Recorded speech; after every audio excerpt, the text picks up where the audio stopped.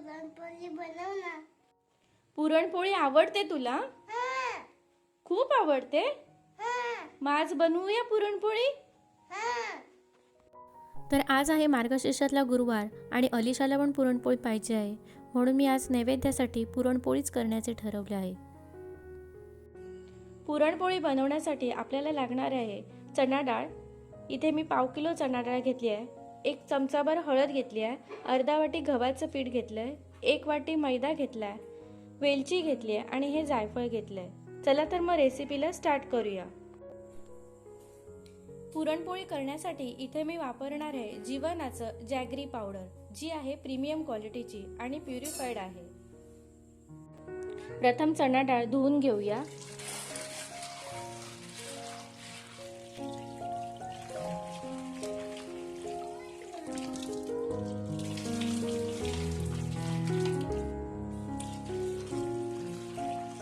चणा डाळ अशी 3-4 वेळा स्वच्छ धुवून घेऊया.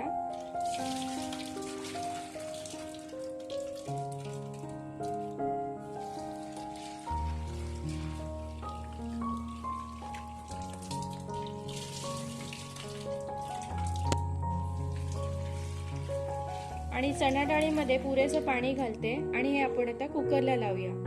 आता या डाळीमध्ये थोडीशी हळद घालते आणि तेल घालते. तेल घातल्यामुळे डाळ शिजल्यानंतर कुकरमध्ये बाहेर सांडत नाही. कुकरमध्ये डाळ ठेवल्यानंतर असं झाकण ठेवते मी आणि कुकरचं झाकण लावून घेते.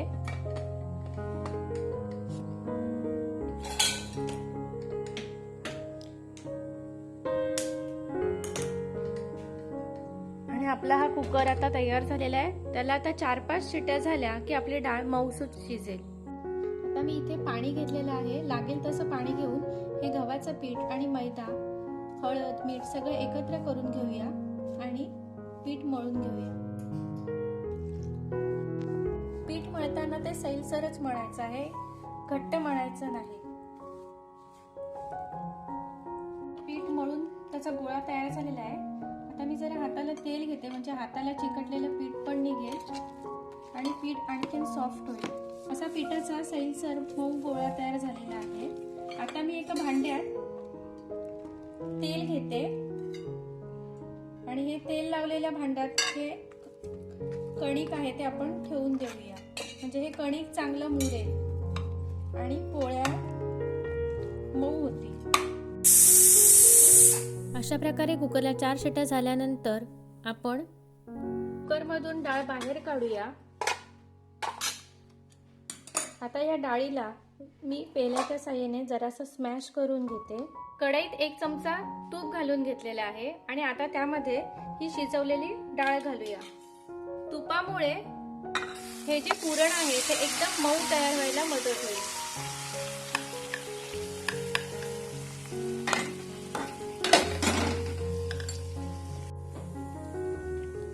असं हे डाळीतलं पाणी निघून जात आहे आणि डाळ आता स्मॅश होत आहे. तूप घातल्यामुळे ही डाळ शिजताना भांड्याला चिकटत नाही. जेवढी डाळ होती त्याचे जरा कमी मी गुळाची पावडर यूज केलेली आहे. जर तुम्हाला खूप गोड हवी असेल तर तुम्ही गुळाची पावडर आणि डाळ सेम प्रमाणात वापरू शकता. मिक्सरला आपण वेलचीची पावडर करून घेऊया आणि बारीक किसणीवर किसून आपण जायफळची पावडर करूया.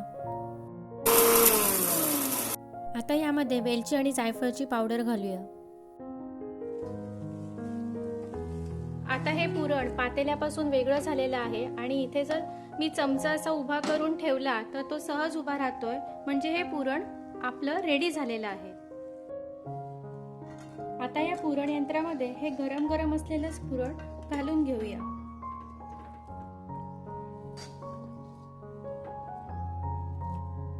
गरम असताना हे चांगलं वाटलं जातं आणि आपल्याला बारीक मिश्रण मिळतं.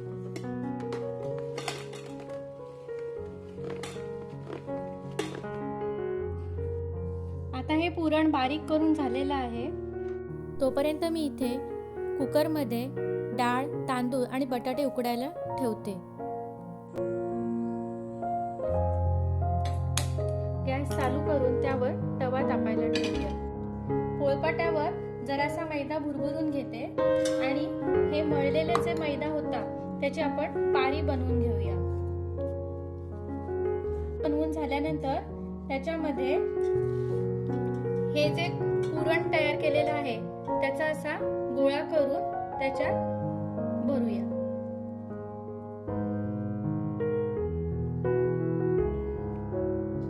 आणि असं गोल गोल करत साइडने असं गोल गोल करत हे मिटवूया.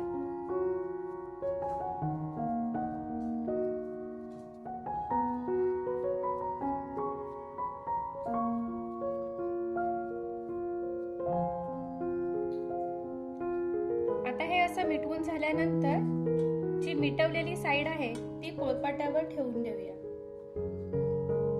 परत असा मैदा भुरभरूया आणि हे आता आपण लाटूया.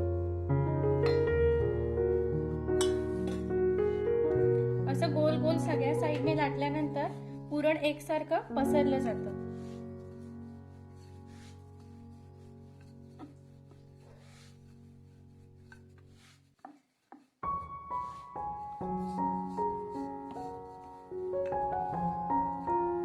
शक्य तेवढं हे पातळ लाटून घेऊया.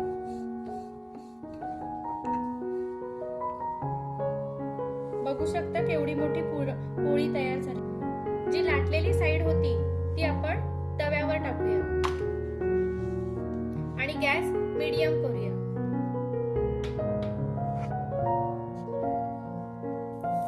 आता याला उलटवून घेऊया. बघा कशी टम्म फुगली आहे पुरणपोळी. अशाच पद्धतीने आपण राहिलेल्या पुरणपोळ्या बनवून घेऊ. असं दोन्ही साइडने शेकल्यानंतर आपण हिला काढून घेऊ.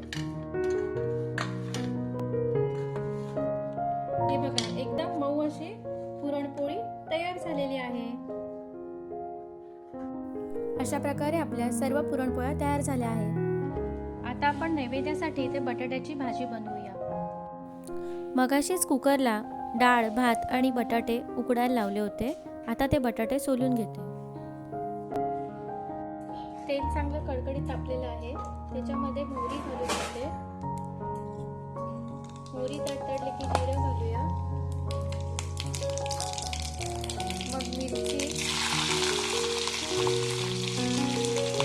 हिंग आणि कढीपत्ता. आता ह्याच्यातच हळद घालूया. आता बटाट्याच्या फोडी घालूया आणि ह्याला चांगलं परतून घेऊया. मीठ घालते.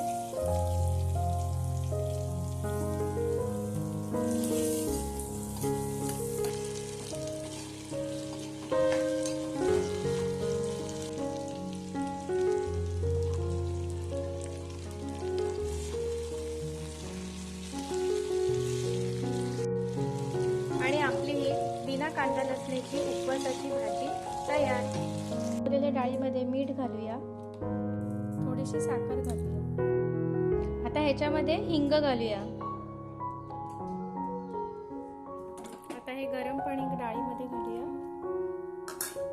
आता हे आपलं वरण पण तयार झालेलं आहे. अशा प्रकारे मार्गशीर्ष गुरुवारी आपण साधा सुटसुटीत पुरणपोळीचा नैवेद्य देवीला दाखवू शकतो. आजचा ब्लॉग आवडला तर लाईक, शेअर आणि सबस्क्राईब करा. तुम्हा सर्वांना मार्गशीर्ष गुरुवारच्या शुभेच्छा.